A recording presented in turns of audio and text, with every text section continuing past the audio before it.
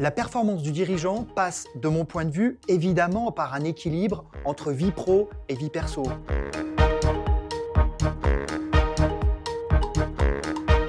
Après plusieurs années dans la vente, Fabien Rossio était convaincu qu'un modèle basé sur le chiffre d'affaires et la vente à tout prix était voué à l'échec. Pour lui, il fallait réinventer la relation client. Et pour cela, il a créé Impulsé, une société spécialisée en formation et conseil. Eh bien, l'étincelle qui a fait naître Impulsé, c'est une pensée plutôt très simple. Je me suis dit, ce qui serait chouette, c'est que toute personne qui achète un produit ou un service ne puisse plus se poser la question une seule seconde du niveau d'intégrité du vendeur, du chargé d'affaires, du commercial ou du dirigeant qu'il a en face de lui. L'objectif premier d'Impulsé, c'est celui de s'inscrire dans le cadre de la RSE et pour la qualité de vie au travail. Et ça avec un axe tout particulier qui est la relation client. Son entreprise, spécialisée dans la performance commerciale durable, est une entreprise à mission qui met l'humain au cœur de tout développement. Nous, chez Impulsé, au-delà du B2B, du B2C, nous parlons de H2H, d'humain à humain. Ça, c'est de la relation. Après, quand on dit que l'humain est au cœur de l'entreprise, évidemment, mais pas que. Pas que, ça veut dire quoi? C'est que pour nous, il faut prendre soin d'un écosystème tout entier.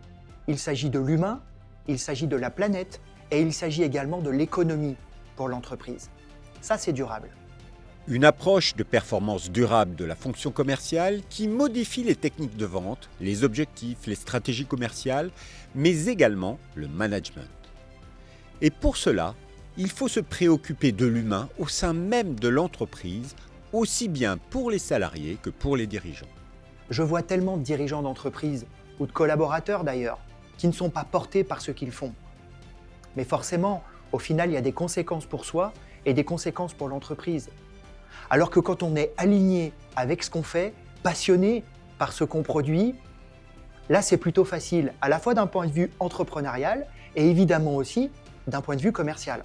La performance du dirigeant passe, de mon point de vue, évidemment par un équilibre entre vie pro et vie perso.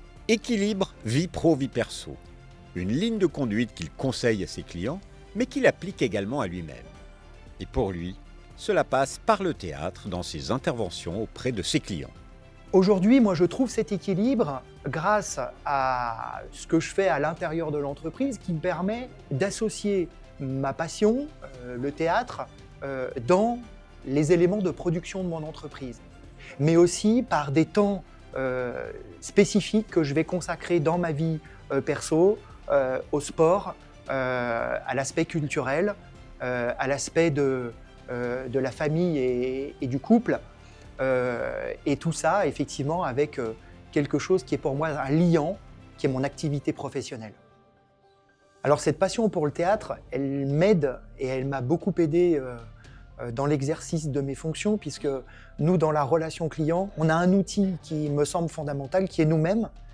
Et donc la manière dont on va s'exprimer crée plus ou moins de résultats, notamment sur la relation client. Et on le voit bien que pour un vendeur, un commercial, la manière dont il a de s'exprimer crée un certain résultat. Des choix forts qui ont modifié sa manière de travailler, qu'il conseille à ses clients, qui passent par l'humain, avec une attention particulière sur l'équilibre vie pro-vie perso des salariés, sans oublier celle des dirigeants et managers. Je pense qu'il est important que le chef d'entreprise soit attentif à son équilibre vie professionnelle et vie personnelle. Ce sont deux domaines qu'il faut arriver à préserver, à séparer, parce que si on veut être efficace et compétent, il faut aussi avoir une soupape. Je pense que c'est important. Oui.